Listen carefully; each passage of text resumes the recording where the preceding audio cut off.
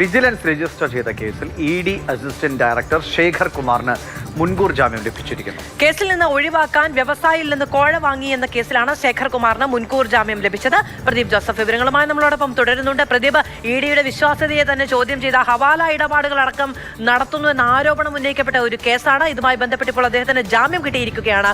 എന്താണ് വിവരങ്ങൾ? കാലത്ത് ഏറെ ചർച്ച ചെയ്യപ്പെട്ട ഒരു കേസായിരുന്നു ഇഡി ഉദ്യോഗസ്ഥർക്ക് എതിരെ വിജിലൻസ് എടുത്ത കേസ് ഒതുക്കാൻ കോഴ വാങ്ങുന്നു എന്ന ആരോപണത്തെ തുടർന്നാണ് വിജിലൻസ് FIR രജിസ്റ്റർ ചെയ്തത്. ഈ FIRൽ ഒന്നാം പ്രതിയാക്കി ചേർത്തിരുന്നത് ഇഡി അസിസ്റ്റന്റ് ഡയറക്ടറായിരുന്ന ശേഖർ കുമാറിനെയാണ്.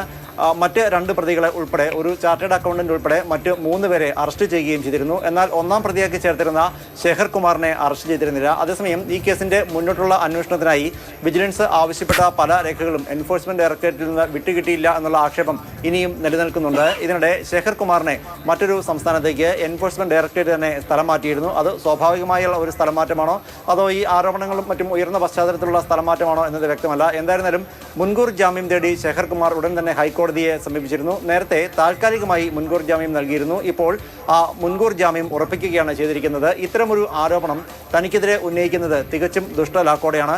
യാതൊരു തരത്തിലും ഈ കേസിലെ പരാതിക്കാരനുമായി താൻ ബന്ധപ്പെട്ടിട്ടില്ല, നേരിട്ടോ ഫോണിലോ സംസാരിച്ചിട്ട് പോലുമില്ല, തന്നെ താറടിച്ച് കാണിക്കുന്നതിന് വേണ്ടിയാണ് ഇത്തരത്തിലുള്ള ആക്ഷേപം തുടങ്ങിയ വാദഗതികളാണ് ശേഖർ കുമാർ ഉന്നയിച്ചിരുന്നത്. എന്തായിരുന്നാലും ഈ വാദഗതികൾ പരിഗണിച്ചുകൊണ്ട് ഹൈക്കോടതി ശേഖർ കുമാറിന് മുൻകൂർ ജാമ്യം നൽകിയിരിക്കുന്നു.